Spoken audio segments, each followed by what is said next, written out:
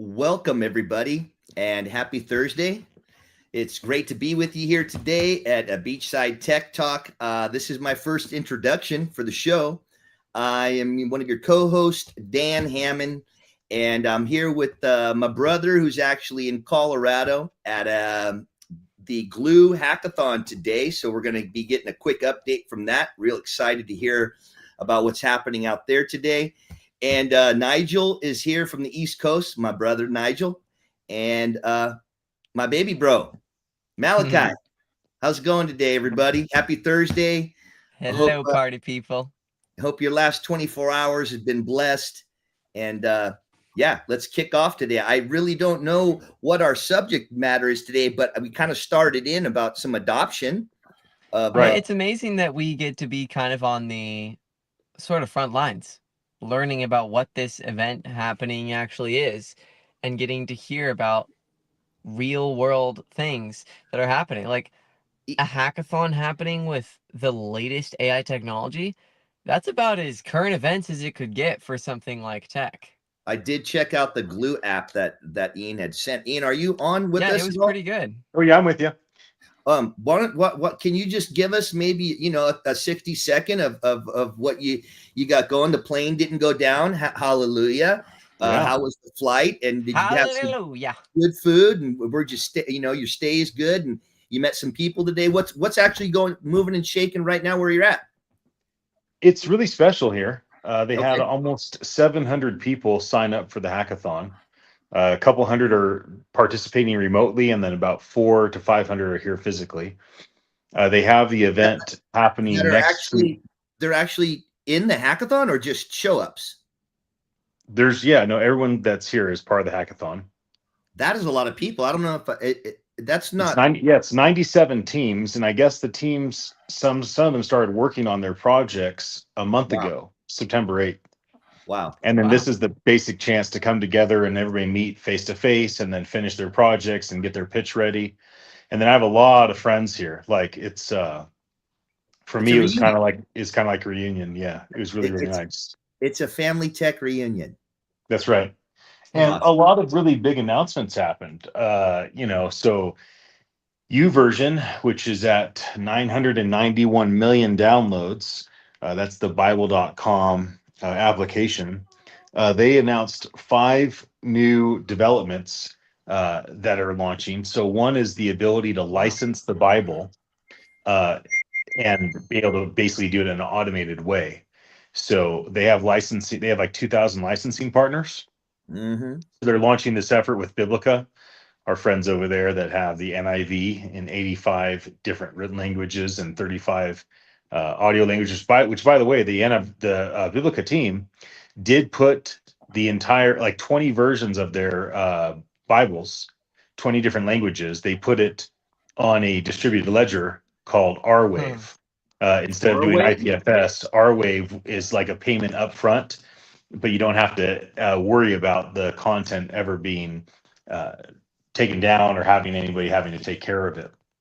Right. So Huh. that's pretty exciting because now there's, in areas where it's hard to get internet access for people and, where there's like different blockers of anything that's an American cloud service. Now that they have it on our wave, people in Iran can get access to the Bible in Farsi. So that's Yeah. kind of the big approach there. I had a really awesome conversation with the co-founder of Uversion. We talked quite a bit. It was wonderful. And one thing we talked about is introducing Uversion to the base app and getting Uversion, that team, connected with the base team and getting the entire, at least the light version of their app, integrated into base. I think that could be pretty amazing. And just had a lot of great conversations about vision, what these companies are doing, where they're heading. Let's see, Uversion did 5 updates. One was the licensing, one is a brand new SDK, one is a brand new API, and then there's a couple other things that they had put together to really, simplify things and make it easy for other people to basically use their technology. So they're basically approaching things as like everything's open source, everything's free to use, and just trying to empower people. The guy And that runs Gloo, go ahead. And then so that they're going to be going into the Billy Club as far as uploads very soon now, especially Yeah, with they expect to cross the billion mark The sometime Billy Club. in I the like next that. month or so. So yeah, yeah, very very close. the Billy Club.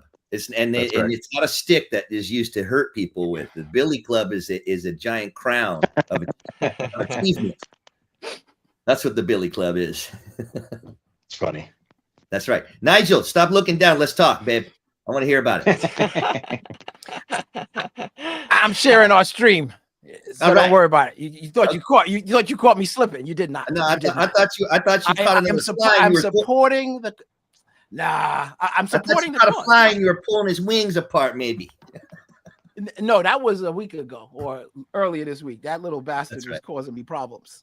That's know? right.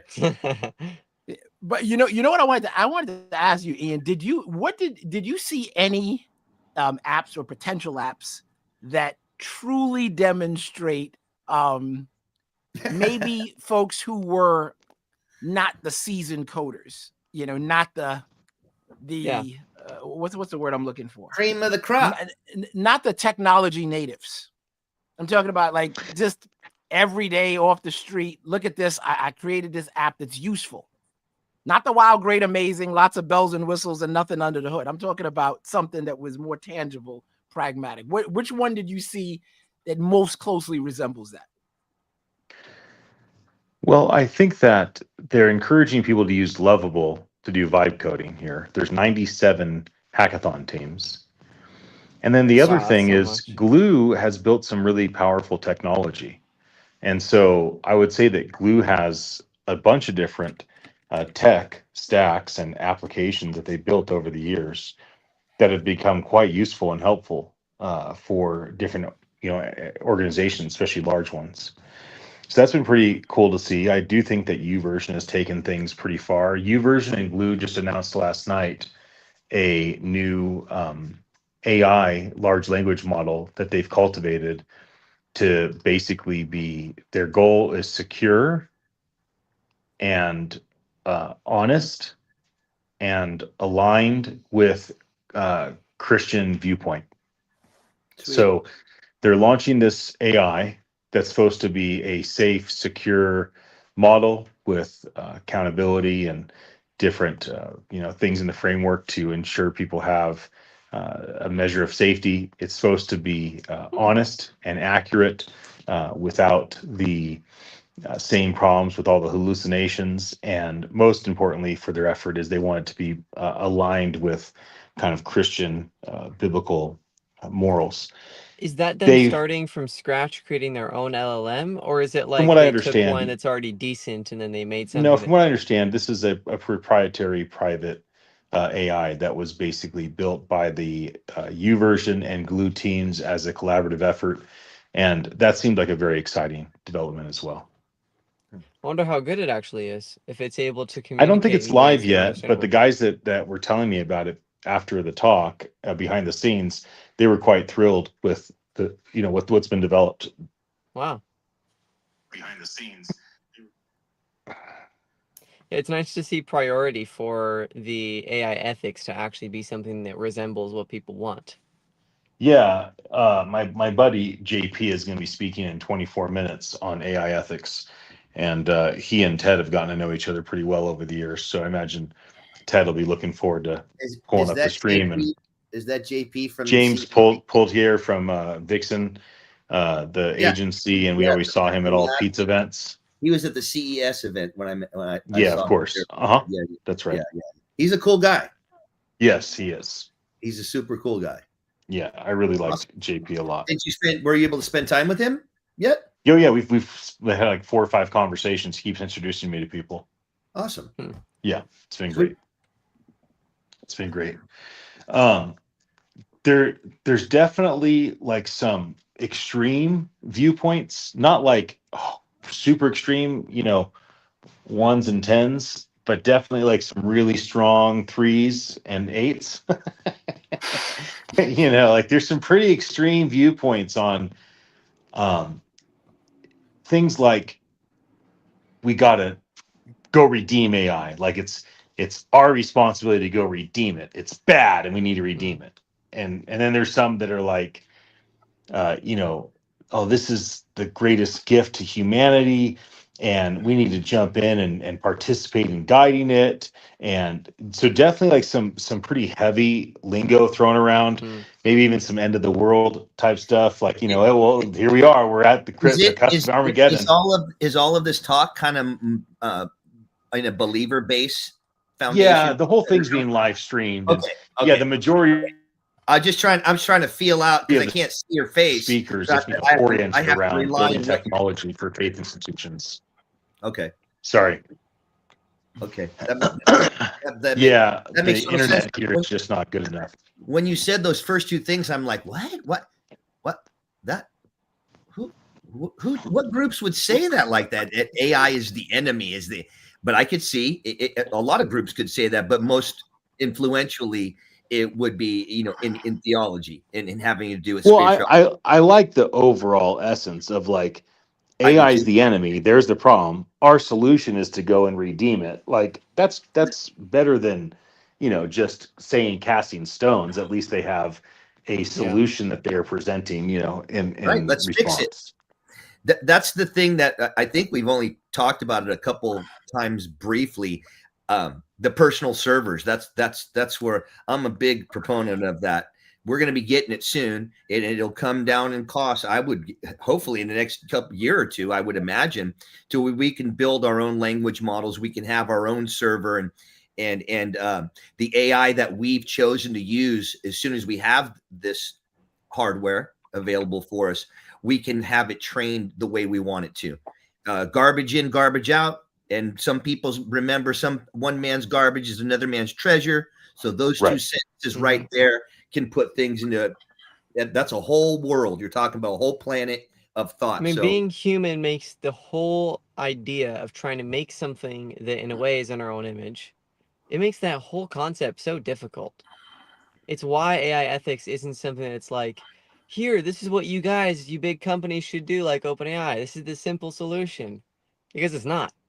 It's so much more complex when you have something that's complex. Yeah, you don't know what you know when you know what you don't know. You know that. 100%. 100% agree with you. I think some of it is complex, but I think a big part of it is we're not starting with acknowledgement. Like the idea for someone or anyone to say AI is bad, AI is us. It's us. Yeah. Like, so if you got a problem with AI ethics, you got a problem with human ethics, because that's where it came from. And I bet you if people were a bit more accountable, you could put a face to the result. If, you know, there's a board, at least, and it might even be a person that decided that this is the route we're going to go. So when the results come out, they're responsible. It's nice, just like with corporations, to be able to, you know, put your hands up and go, that's not me. We're a corporation, and no, but it's not that. If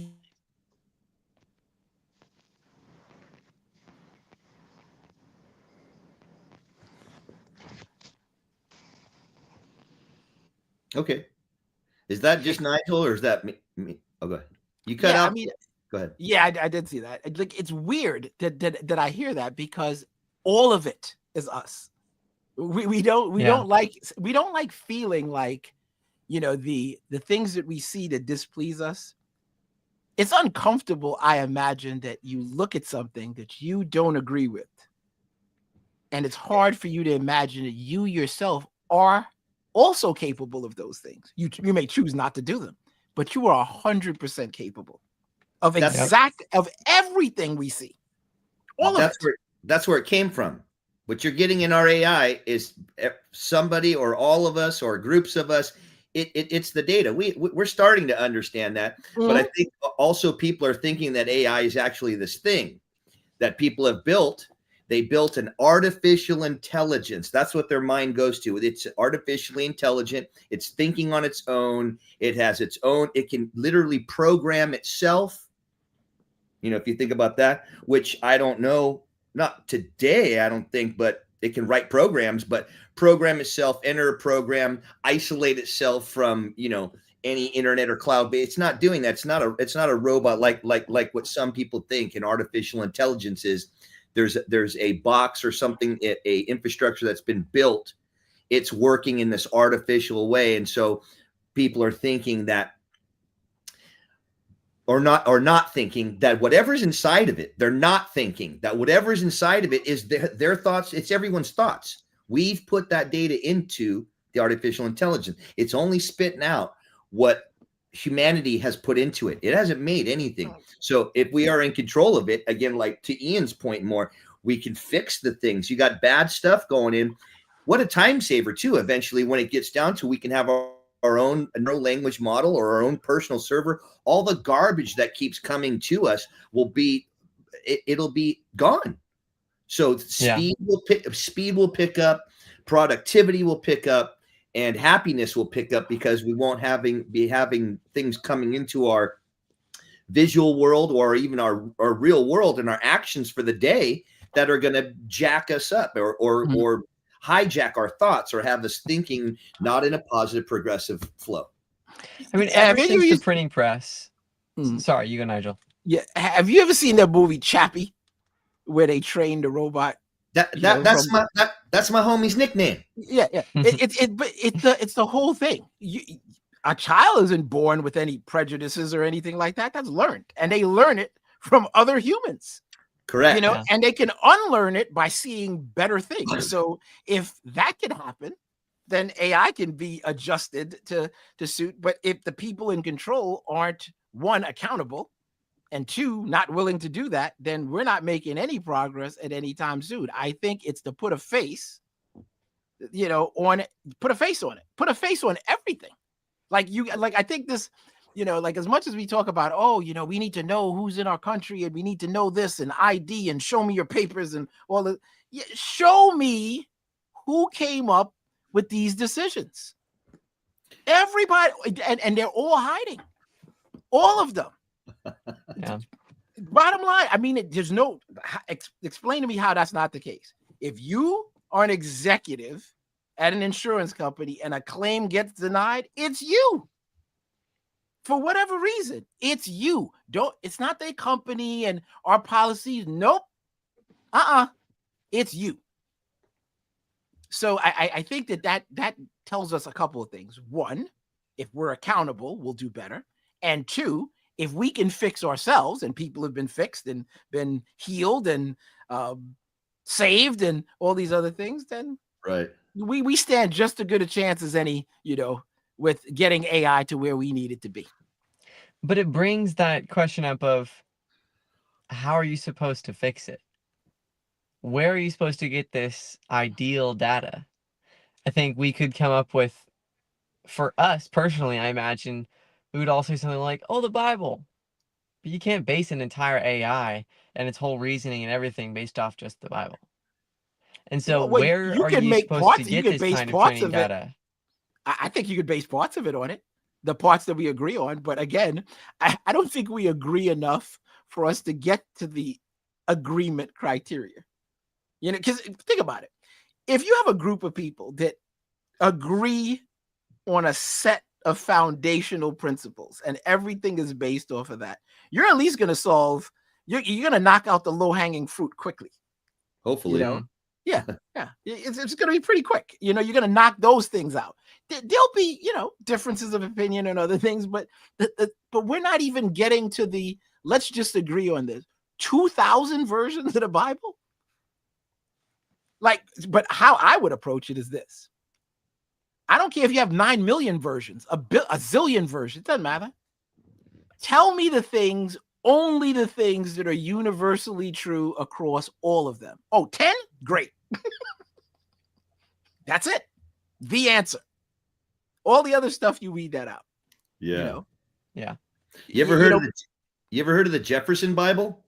The what? The Jefferson Bible.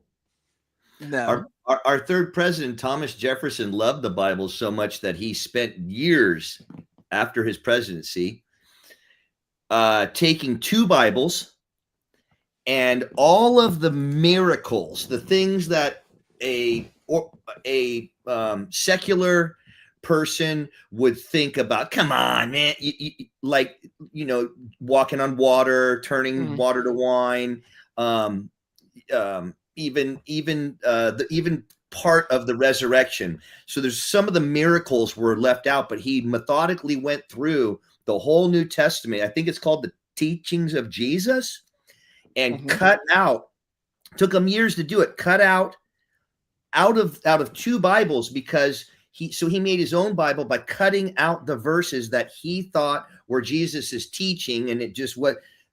The best parts of how he read Bible through his life. He made his own Bible. It's called the Jefferson Bible, Teachings of Jesus. And it's pretty awesome and phenomenal that this guy cut out thousands of scriptures and had to use two Bibles to make one Bible because of the double-sided page. So when he cut out a verse, that would ruin the page behind it. You couldn't take verses off that back page. So he used two Bibles for years and cut out, and they're perfectly glued in. I mean, with ruler, it wasn't ripped. It's methodically done. I think Smithsonian or some National Archives still has it, and it was an amazing piece. Some doc I watched a while ago, but it's amazing to know that one of our presidents did what we were actually talking about with Ian in this massive volume of Bibles in translations and transliterations and things like that.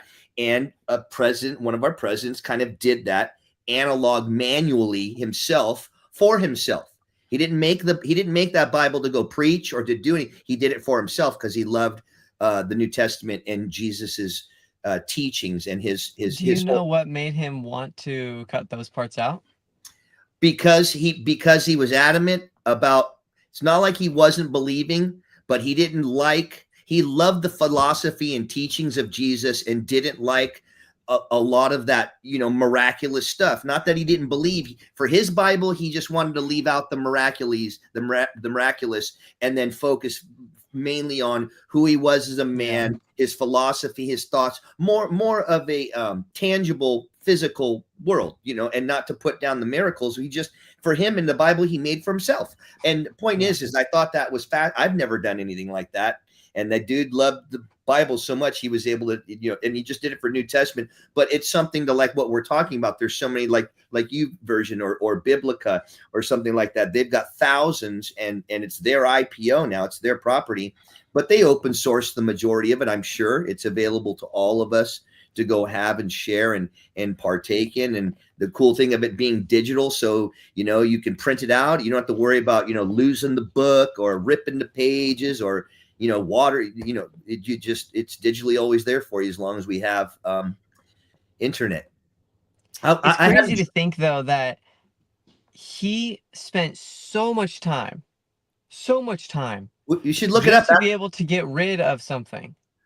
And when you look at the parallel now, if I wanted to say just get rid of those verses, I just copy and paste the Bible into Google Doc and then erase it.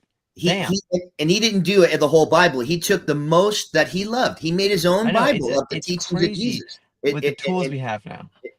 Yeah. So he did an old version of how we basically cut and paste is exactly what he did. Literally cut it out and pasted it onto his own book and used two Bibles and made his own Bible that he slept with and read with for the rest of his life. Pretty cool. But why I think that's so important that you make this parallel between how difficult it was for him to be able to create this and then to where we are now, where I could do that in minutes. That's my whole point. It just shows me that. Do you think that the problems that we're facing with creating something like AI, but in a way that we like the ethics of, we are content with the way it's treating us, do you think that's going to be a problem that in the future, because of the tools that we'll have and maybe the way the AI is able to interact with us, problems like that are even core to AI itself, we're able to get rid of? Or do you think that because AI is going to be working on itself, it's inherently different? Like, do you think these problems can also become exponentially easier to solve in the future with AI? 100%. We're going to get personal servers, and it's going to blow our mind, because right now we have information of everything. and we can't sift through it. So we're relying on a program or a piece of a product to do it for us. And there's things now that we're really starting to adopt it, we're realizing, man, I want to do a specific thing for me, for my location, for my area, for my age bracket, for my height, for my weight, for my size, my ethnicity, my whatever specifically. And it's taken me a long time, even though AIs can't think about, I'm hypocritical now. I'm complaining about something that's just been invented in the last few years. And 5 years ago, you wouldn't even think of doing it. But now we have this information that's at our fingertips, but we don't want it all. And we rely on somebody else's company, somebody else's set of morals, someone else's ethics, someone else's everything to give us what we're asking for. And it's like, to me, it's like going to Costco and trying to live in a Costco. It is what I'm thinking. And you got one dresser. That's all you got. And you got 100 people living in Costco. Dude, you go in and you're trying to find something, and you're trying to find your dresser. Oh, by the way, every time you leave, the things get moved. So you come back, you don't even know. You got to find your dresser again to get your clothes, to get your shaving kit, and dude, taking you hours just to find your dresser. Here we go. The personal server, the narrow language models, the besides that, and then when we will train it.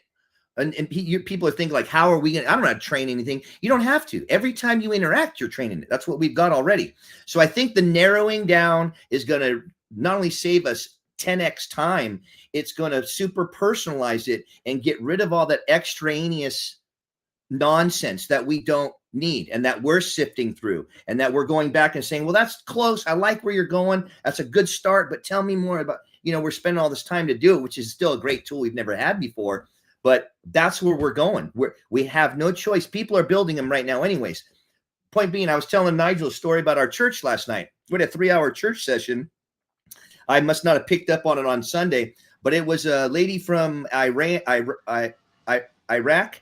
and she's been with in venues with Trump and other presidential people from other nations. And she was Muslim that had vowed to Christianity when she was younger. And so 20 or 30 years ago, when she was younger, she was part of a Christian movement in Iran and smuggling Bibles and all of those things. So last night was her testimony with her kids about, these things that are gate kept and guarded away from a country, not a person. And especially like a North Korea or something where it goes dark, that's go look at a satellite picture. Anybody that any night of any day of any night, look at it at nighttime. You're going to find North Korea is blacked out and South Korea's got tons of light, and so does the rest of the world. Let your mind soak into that to realize that people are under oppression. They're only allowed to move and do things. They have no light. They can't see. And it's not like, you get to have candle. The thing is like you're supposed to, it's bedtime or whatever their curfew is, or what. I don't know what they're doing. But point being is we don't need any of that or any of that information. So we will make that our personal information, personal server, personal language model, personal AI and assistant. And then we're going to save all of the time of having to sift, be able to modulate everything. And hopefully we need the AI. What are we going to do with our time now? All the time that the AI is saving us, what are we going to do productively to help each other with that time saved? I'm looking forward to the accountability though, because it'll be there. Interesting thing that it's absolutely going to be there, because your personal server is your accountability. You're only letting in what you want. Any garbage and stuff and all of the bickering and debates and things that cause anxiety in our minds, it's great. Don't get me wrong. I love hearing a spirited debate from anybody. And I'm going to say, classroom, blue, red, beach wave. That was my wave. No, it was mine. Whatever the case, that's cool. But not when it gets anyone excited. When it makes your blood kind of move or hair stand up, or, no, we don't. So our AI is going to have bye-bye, just wave bye to all of that. We get to cherry pick what we want. And it's going to be, then that's when it'll become a true assistant, helping me out, having reminders, setting an alarm, doing your calendars, and basically reminding you of things that can be done in a production line to open up, more avenues. A whole morning you may be able to buy for the rest of your life. You may be able to buy 3-4 hours a day because you were able to chunk, and that's incredible. So That to is. me, 3 or 4 hours a day to me is like living a whole nother third of a life. Yeah. And especially if they're productive hours, not sleep. These are hours that you have like productive. You can do a whole nother business. You can help other people. If you got moon bags in the oven, then cool. You can go out and and do philanthropy.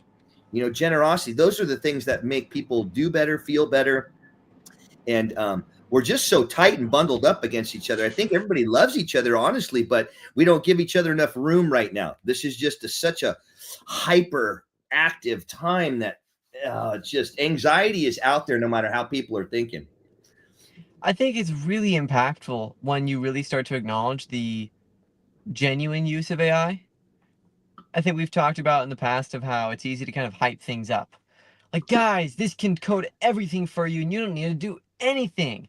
It's like, maybe that'd be cool. But the real things that it can actually affect, it can actually help me with, it's genuinely amazing.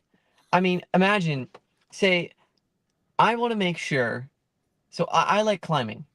I want to make sure that I have a meal plan that's always looking at the sales and deals happening at this grocery store.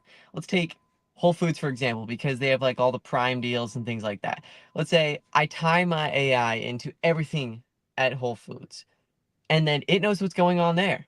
And I tell it, I want to make sure that this is what's going into my body for these reasons for my climbing. And then simply, it can do the rest of the work for me.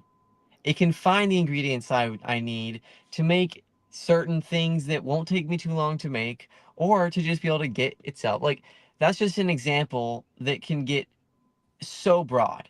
Yeah, And that's just one way that it's genuinely applicable. 100%. And I think when we're talking about more AI ethics, how do you think that, because it's quite a topic that's like, that'd be cool for them to deal with. But what can each individual person that might be listening to this right now actually have to be able to affect the way that this is going to impact the world and the speed that we're able to get to this ideal future? I'm gonna repeat something I said, before that you pointed out, Malik. Complain about everything, question everything, because you think about oh yeah. Man, I hate when you start talking like that. Right now, I'm sick and tired of it. I've had about 3. Wait, it's way too much. Quit it. How'd that be? I'm just getting started. So here's why I say that. We talk about, like the idea of, these agents that go out and find this and find that, and they can book a hotel and they can do all, and sure, all I hear in that is commerce. But here's what I also hear. I hear that I'm going to go buy a bunch of garbage bags, which I'm only saying that because we're out of garbage bags. But now it'll tell me exactly, it knows all my habits, right? It knows everything I do, where I've shopped or whatever the case may be. I'm getting the best price every time. Every time. I'm not even guessing. Is it Target? Is it Amazon? Is it Sam's? Is it Costco? Where do I get my gas? I'm not even thinking. But the question is, and this is where we're really going to see ethics play out. If that's your belief, there's going to be massive amounts of money that's currently being earned that is going to go away. It's going to vanish. Because they're like, don't tell me these folks at these big companies don't understand. They've been using AI in some shape or form way before this became, public domain. So they know what their margins are and everything else. So what happens when everything gets to that level of efficiency? How the shareholders going to feel about that? I imagine that they're going to have something to say about it, because those numbers going to look real different. Yeah. Because if you've ever done any sort of comparison, like sometimes you would think something is cheaper, but then when you go look, you're like, whoa, what's that? Like my local grocery store is usually the cheapest for everything. But if this one brand of whatever it is I buy is like $1.50 per 6-pack cheaper. How is that? That's real money. Like, so you start to think about when that efficiency really kicks in. Is it only going to be weighted towards the businesses, or is it really going to be weighted towards the consumer? Where's the ethics in that? Where's the face of that? But I also think there's a whole industry that's waiting to be blossomed out of that. So, and I don't think it's going to look like, dare I say, I don't think it's going to be apps. I think it's going to be more applets. A lot of companies are pitching, you need an app. Nah, not always. What I probably need more than an app is an answer. And if I have the answer, I don't really need the app. If you think about it that way, do I need a whole app to do certain things, or do I just need an answer? And I'm not talking about Web 2. I'm talking about the detailed answer. I'm going to buy some bread, right? Or buy whatever it is. Do I need a whole app for that? Do I need a whole app?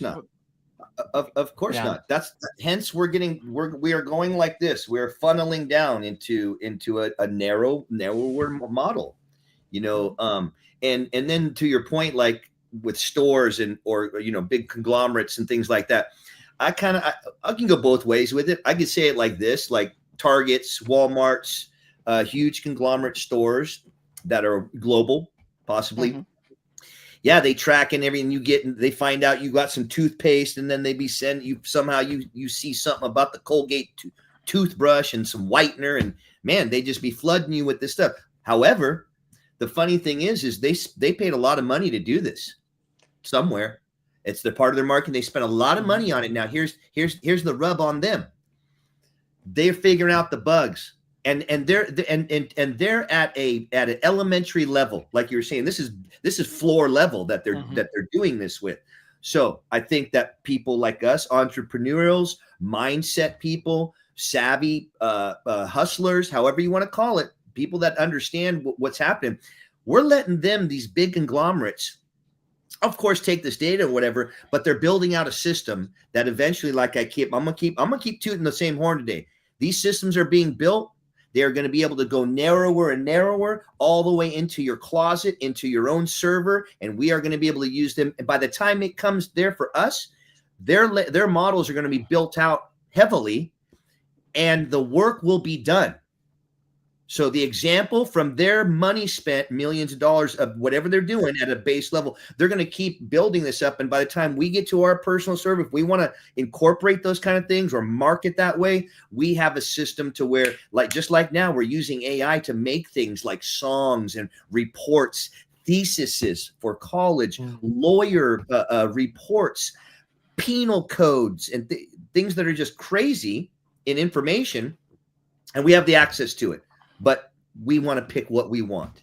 So thank you, everybody, for big conglomerates and corporates for working this language model, or working a model, not a language model, but a type of marketing system that understands how to track and set up and flow with what people's actions.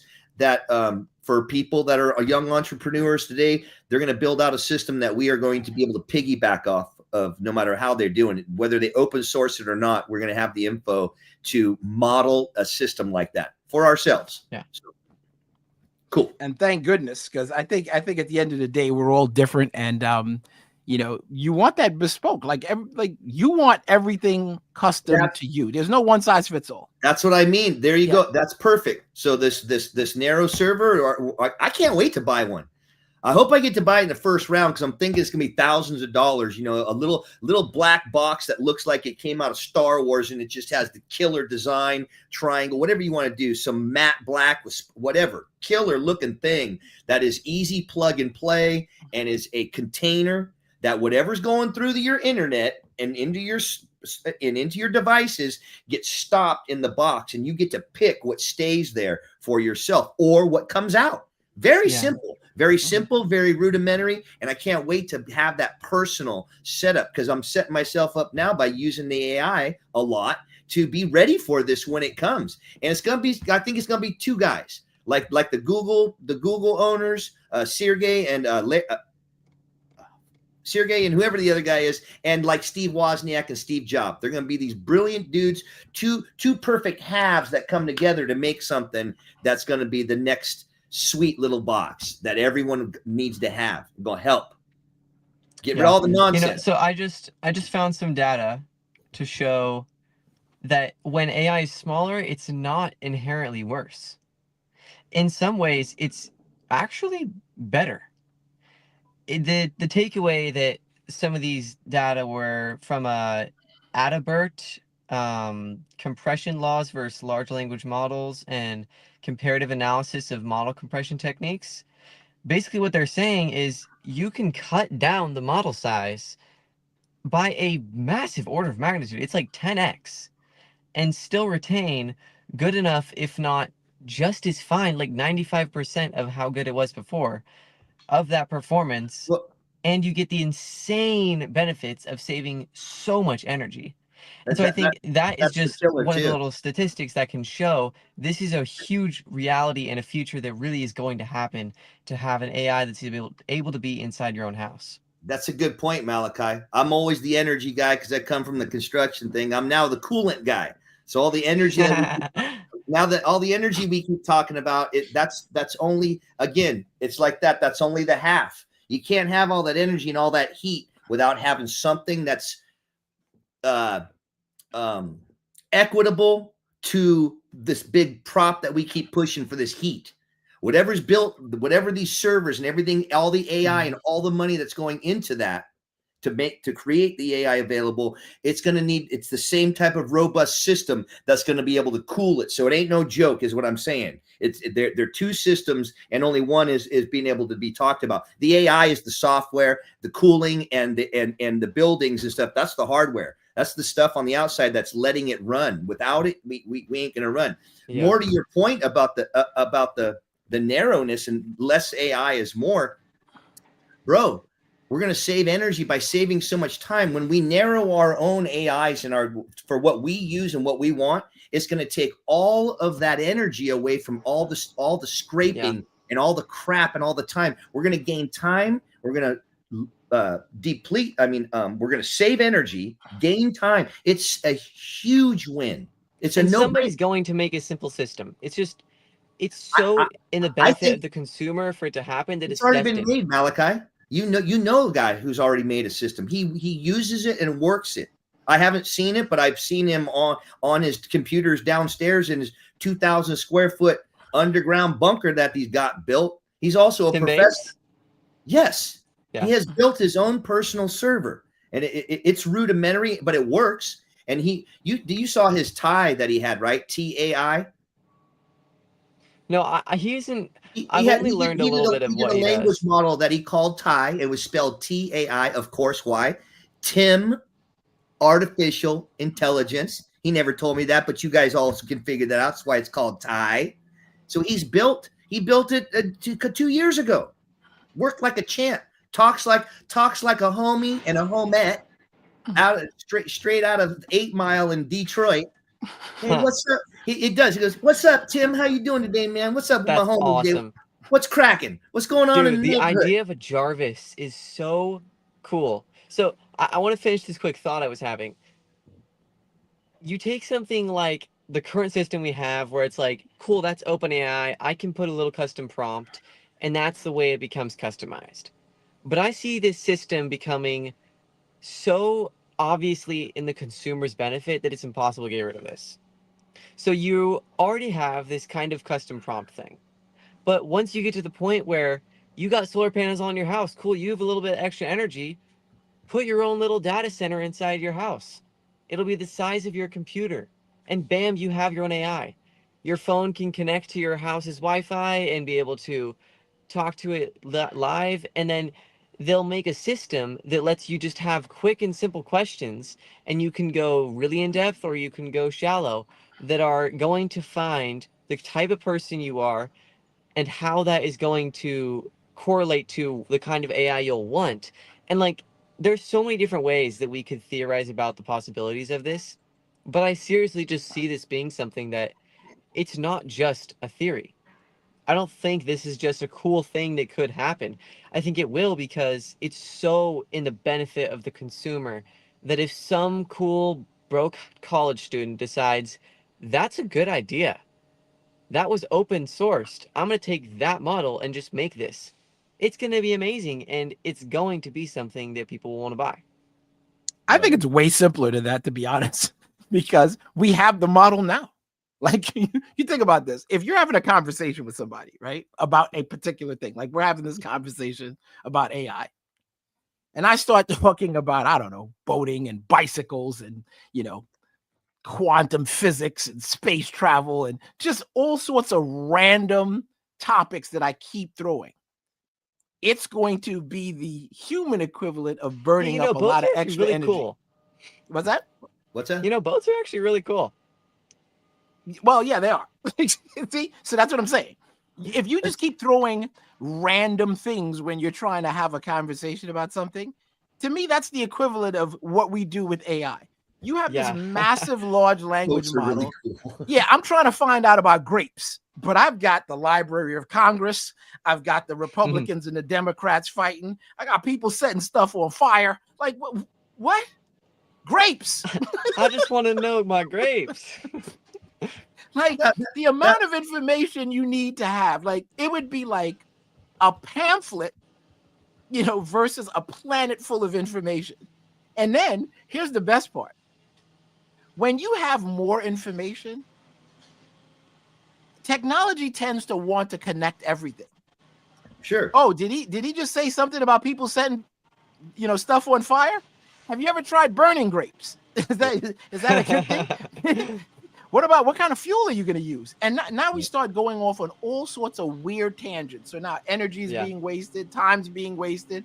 So you think about, you're going to save time, you're going to save it, and you don't need quantum physics for grapes. You just need, a little bit.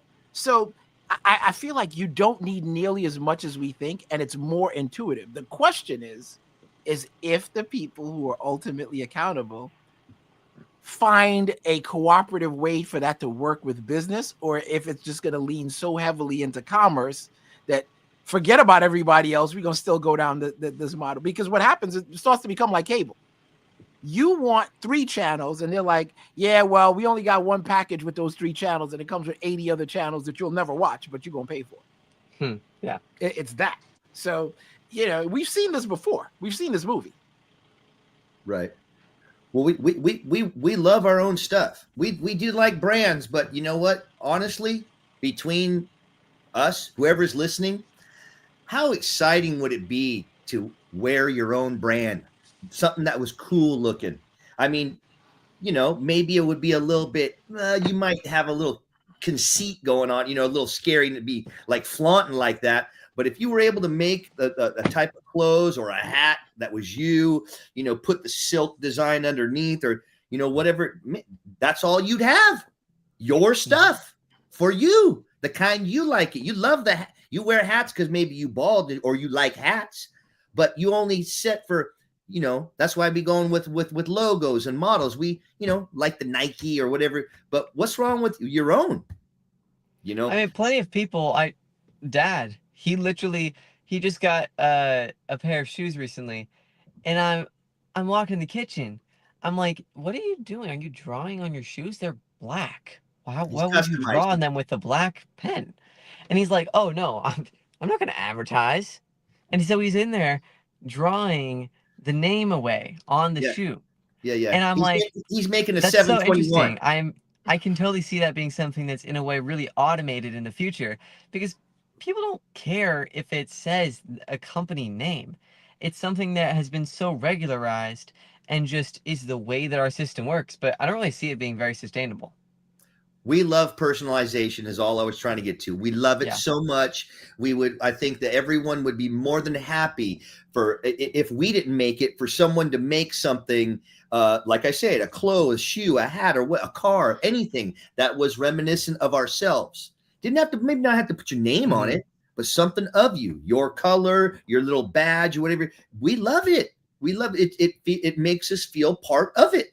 We buy commodity and buy things, and it's not us. We But if we had something on it that reminded us of us, it would be sign me up forever. Don't raise the prices on me, but I'm going to buy it forever. I'm part of it. That's where we're going with the community. We're going narrow language, personal server, and then that expands into our own tight little communities that we fixate upon for the people that work together. That it's a production value. There's some kind of productive that comes out of the engagement. Even if it's a laugh, we can have a laugh better than I got one extra laugh in today. Thank you. Appreciate that. I think personalization is going to be heavy. Like you, if you ever went to a Nike site and you can make your own Nikes. Yep. Yeah. But I remember growing up in New York, you go down to Canal Street and there were guys who would come to school and they had like Louis Vuitton Nikes. Yeah. From Dapper Dan's. I was like, what? How, like, where did you even get those? You're talking about the 80s. How about the BKs?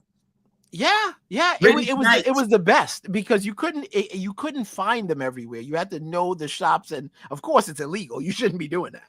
But man, you saw somebody come out, and the stripe on the Nikes was Louis Vuitton. It was, dude, trademark infringement. What, are you kidding me? I didn't you go down to Chinatown. They took I didn't see anything on my receipt, and I didn't see anything on the box. There's nothing on the shoe or inside the shoe that says, don't put a Sharpie on this. Well, no, it wasn't a Sharpie. I know one thing. I bought that product, and I don't care what Nike says. I'm going to do that for me. Oh, yeah. For you, it's okay. Any day on it. That's my shoe. Thank you, Nike. I purchased that from you. Right. But what happens is the guy on Canal Street who with the sheet of Louis Vuitton that's cutting it and pasting it on a Nike and then reselling it. Yeah. Well, he'd be looking at a little Rico, situation.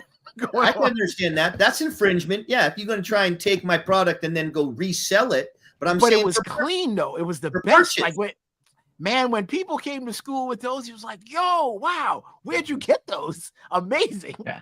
But there was no such thing as a collab back then. That was the beginning of a collab, bro. Back in your day. When you were with the days you're talking about in New York, bro, people were getting shot over their shoes and coats. Real thing. Lots of times, not just once. People were you come with the one-off set ERC 721 Nike bejeweled with some gold chrome on the side on the stripe, and dude, homie gotta have them. He has to have them.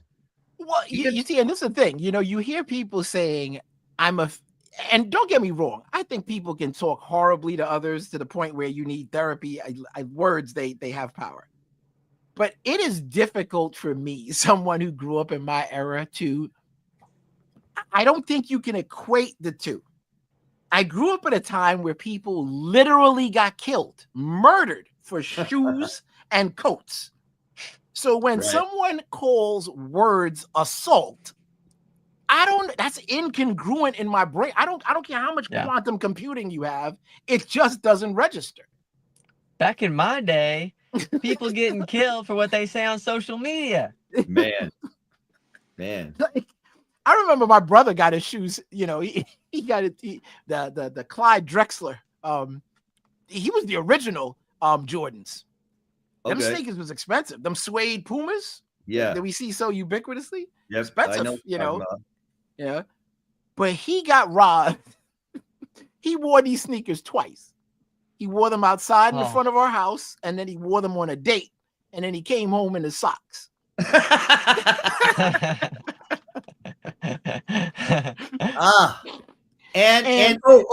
Wait. And it was even funnier because he came home with socks and dateless. Yeah, socks, dateless, but it gets even worse. He had a switchblade. They took that too. Oh, didn't do him any good. Thank God, because it would have probably ended up bad. But yeah, that just took the knife, took the shoes, took the whole thing. But man, that's how it went. My mind just went, whoa, when you said knife. Yeah, because it was. Well, I was laughing real good there for a minute, but we all of a sudden. But you know what? It was a different time. Like when I'm telling you, people were getting robbed. I'm not talking about like now you hear people more same age, but I'm talking about grown men were robbing children, like grown, like they're uncomfortable. You know, it was an uncomfortable, time, but that was how it, things went. And I think, you have some context to your point, back to like what you said about the Bibles. I always look at it in terms of, you hear about the Jefferson Bible. I took the time, I cut this, I put it together, and, I made the Bible that was true to the thing that I'm working on. So what that tells me is, if you're truly believe that you feel strongly, passionately about something, what are you actually doing with all the technology we have to manifest that and to bring it into, realization? You take someone who was able to do that, and because if you're saying things like, I don't have time to do that, then how passionate really are you? Right. How interested that was you? my point. This guy spent years and 2 Bibles, and back in the late 1700s, and by candlelight, by the way. Let's not, there ain't no plug in, turn the heater on. Oh yeah, go get that running water. Dude, back in the day, candlelight. The originator of cut and paste, literally, the inventor. I mean, look throughout history. It's crazy how it's so easy to get focused on where we are now. People, it's wild that the voting rate is near 50%. Like, dude, it's not like we're over in a country where people don't even think that they have a vote that matters, that like it's being counted. We know our votes are pretty much always counted here. It's not like there's crazy evidence to show that, yeah, none of your votes are counted and they already choose. Now, maybe there's some, but that's more conspiracy. And so what I'm trying to say is, throughout all of history, a democracy, a republic, anything where people have a say is like, dude, that would be sweet. Like, that would remind me of Dan Hammond. But it wasn't. It wasn't there. But we have that. I mean, even in the time where some people were able to vote, love it. You still don't have voting rights for a large portion of the people. Women didn't get voting rights for until 100 years ago. It's wild looking at the way that when something is here, we don't value it as much. When something isn't here, we always want it. And so what I'm trying to say about this with AI and things like that is, if you look into the past, people get robbed all the time, you get killed, and that's just the way it is. And then it goes to, now you get robbed all the time, and it's like, that's just the way it is, it sucks. And now it's like, someone says something mean about you on social media, like just the worst reaction there could possibly be. Yep. And so when we're going into this world where the trend line says things just constantly get better, simply that's the way the correlation works, simply things get better over time. We see this technology that has major ways it can benefit, that we can easily see it can benefit. But of course, it has these major ways that it can be too human. It cannot benefit.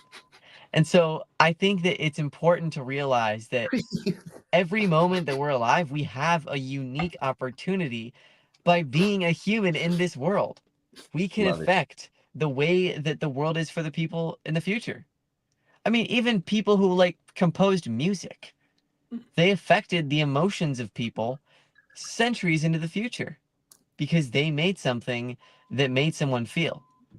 And so if this live stream, if this show in general is able to affect the perception that someone has on AI, whether it's now or in the future, then I think our job and everybody's job is to try and make sure that the way we communicate about these different things that are happening, whether it's current events that usually are negative, or if it's a technology that has major benefits as well as some risks, that we acknowledge it's us who make these things happen. It's us who get to go and vote. It's us who get to actually download the app and use the AI. And I think that's a really important thing that's so easy for me to just discredit and not acknowledge a lot of the time.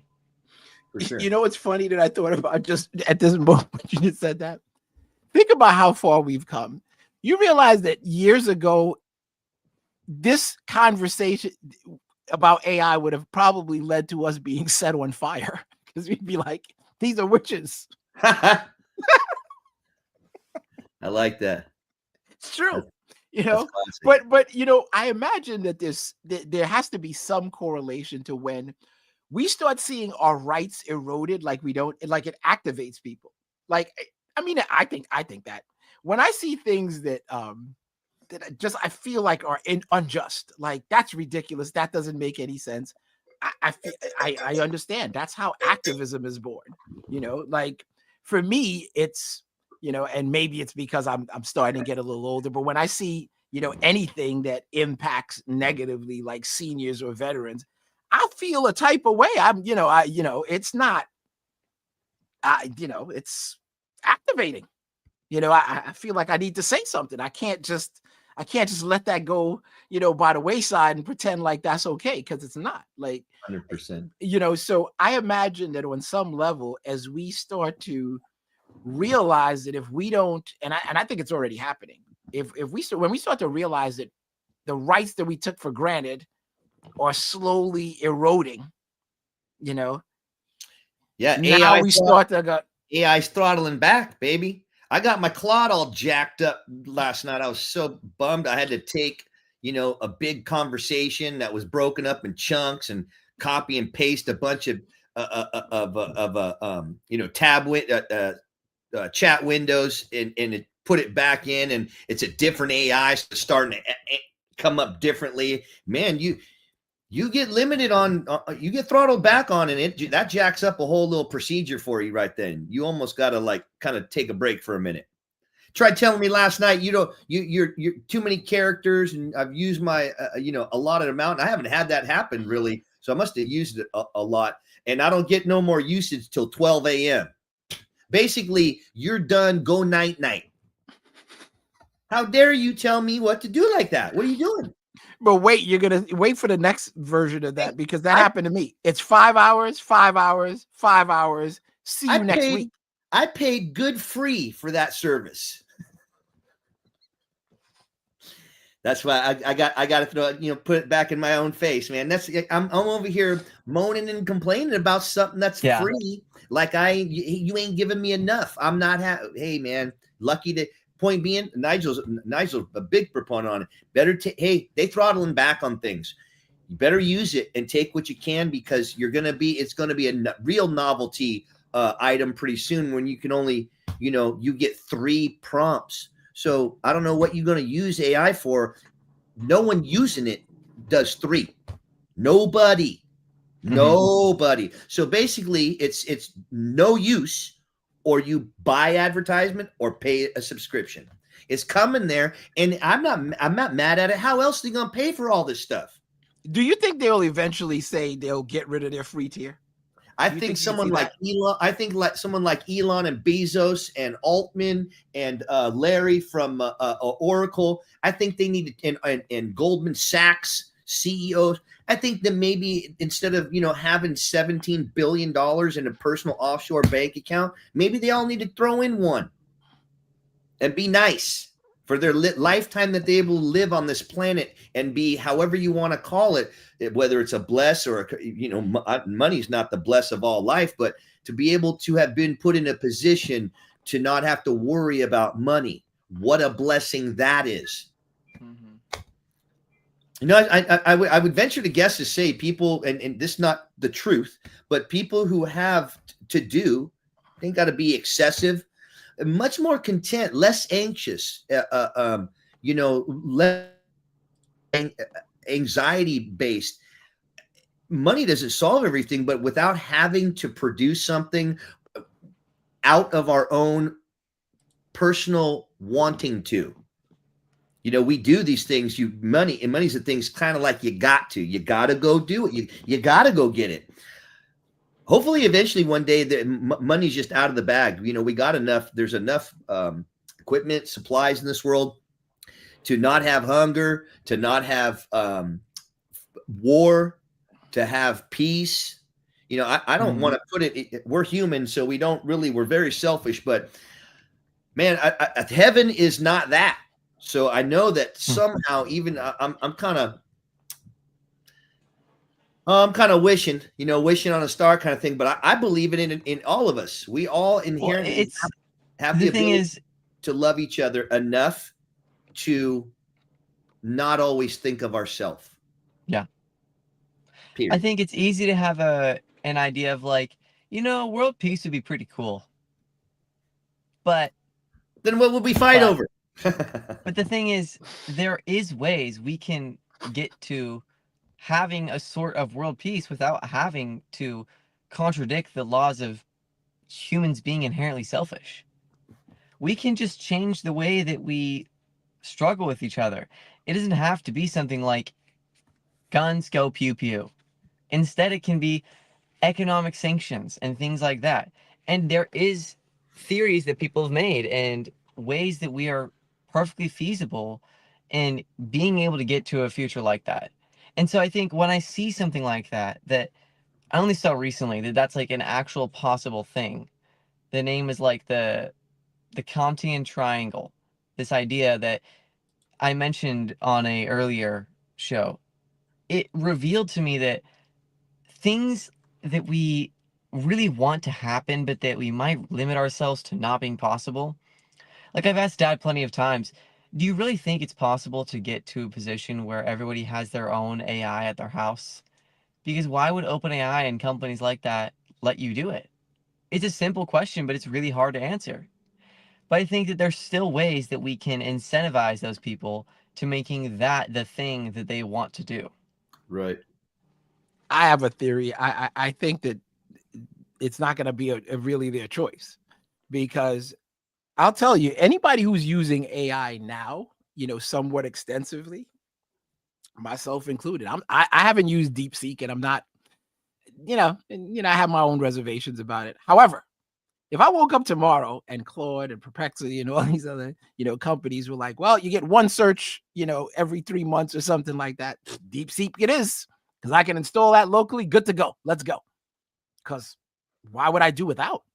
And I think that's part of the fear of why, if anything, it'll keep us able to have, some sort of, because somebody will provide it.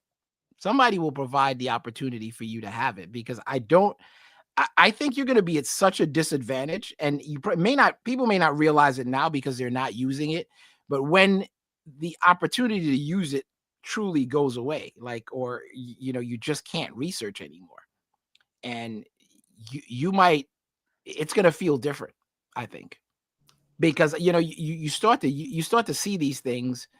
If you tried it at all, like for anything like involving your health or whatever the case may be, or if you're making a major purchase in your home or something like that, you quickly realize that if we had to go back to Web 2 from where we are right now, and that's it, that would be super uncomfortable. I know for me, that would be super uncomfortable.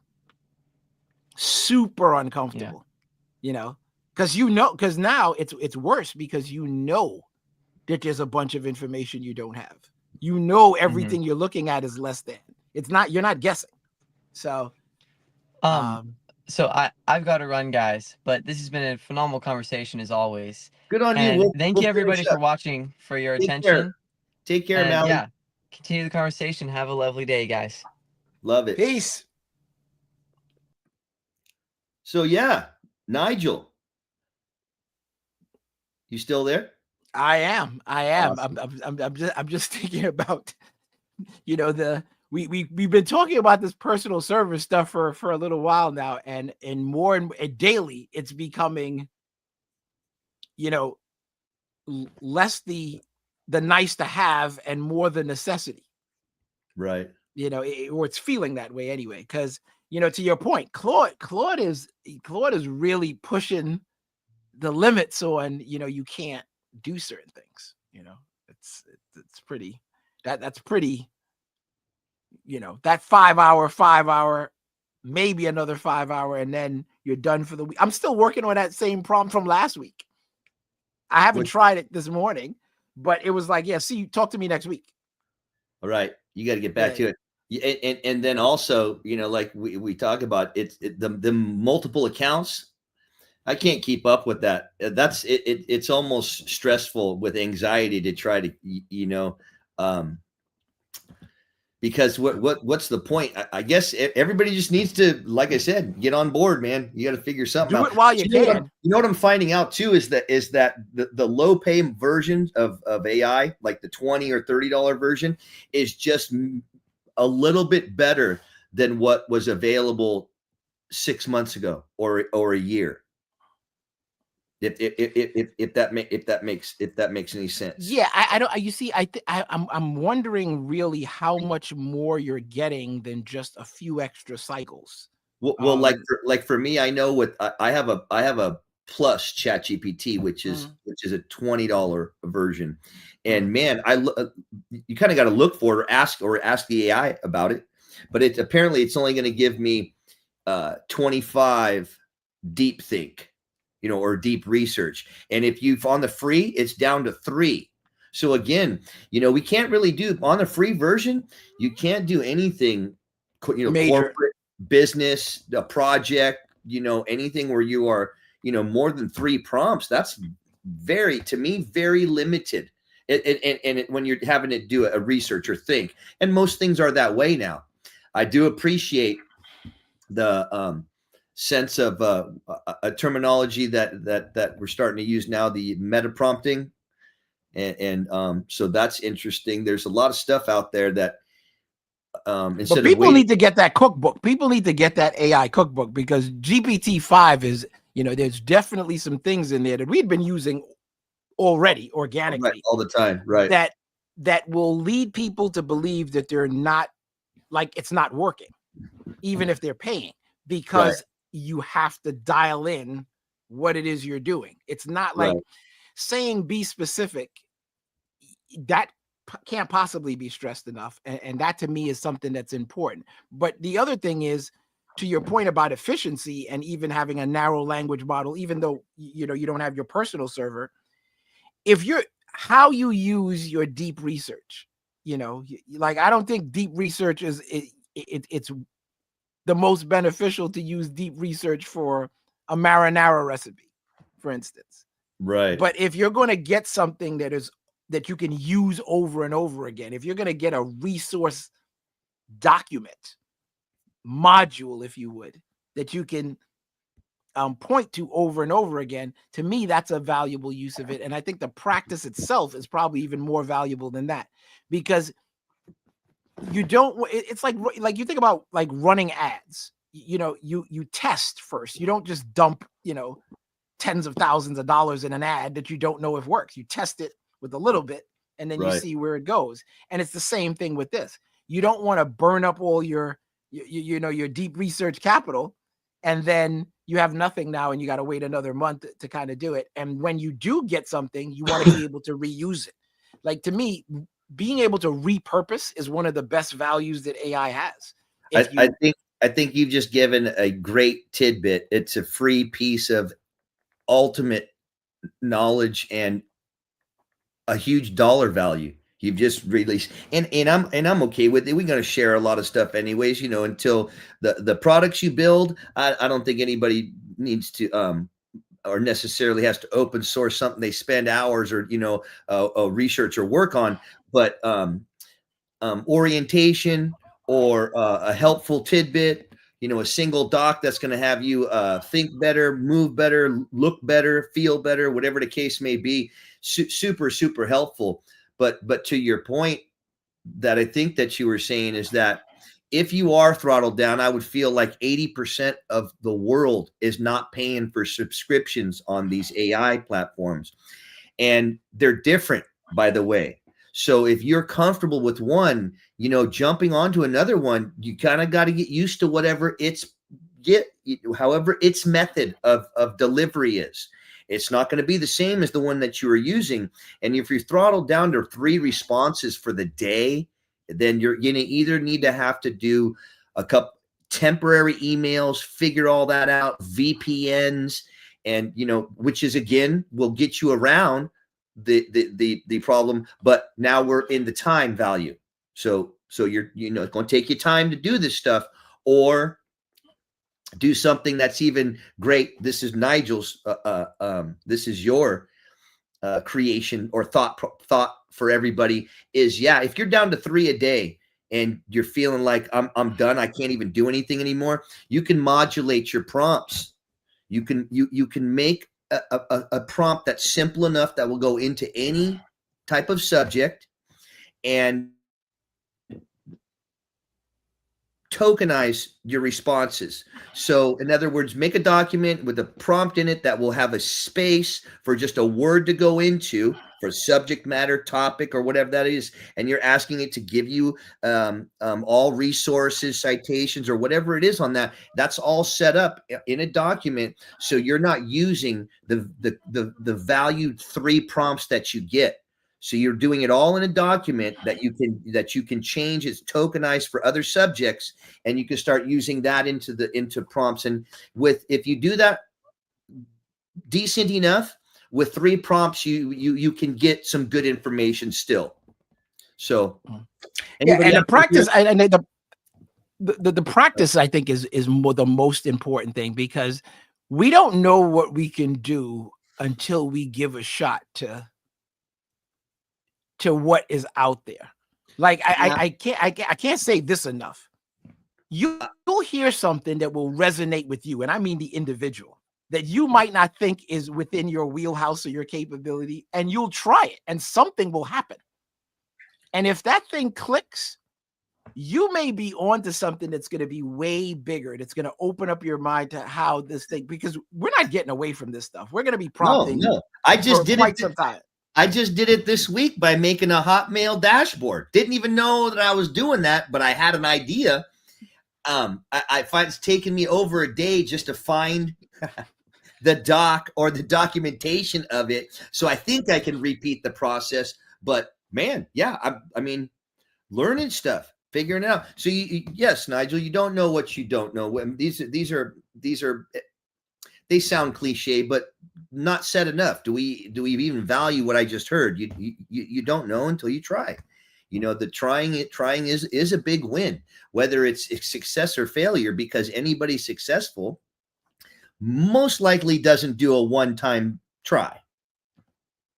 That's called that's almost perfection. If you one shot on anything, you never even tried to shoot a ball, and you just bop, and you just yeah. I mean, but you think about what prompted at least some of the dashboard. It's not really a technical thing. It's I see something that I could visualize being better to my usage.